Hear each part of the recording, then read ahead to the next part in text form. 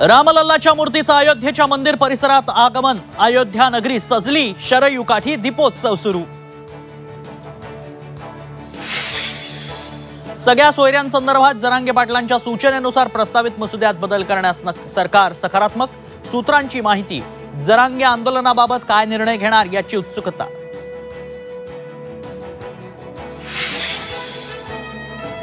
दोन वेळा पराभव झाला तरी मला आणि प्रणितीला भाजपची ऑफर। सुशील कुमार शिंदेंचा गौप्यस्फोट। तर शिंदेंना कुठलीही ऑफर दिली नाही, बावनकुळेंचा दावा। तर चंद्रकांत पाटलांनी शिंदेंची भेट घेतल्यानं चर्चांना उधाण।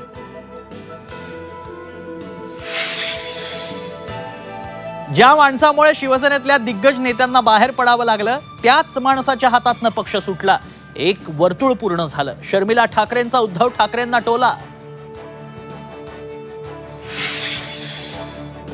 नार्वेकरांच्या निकालाविरोधात ठाकरे गटाच्या याचिकेवर 22 जानेवारीला सुनावणी। सुप्रीम कोर्टाकडून सुनावणी पुढे ढकलण्याची मागणी मान्य। भाजप मुंबईत लोकसभेच्या 4 तर शिंदे गट 2 जागा लढणार। उत्तर पूर्व, उत्तर मध्य, दक्षिण मुंबई भाजप लढवणार असल्याची सूत्रांची माहिती।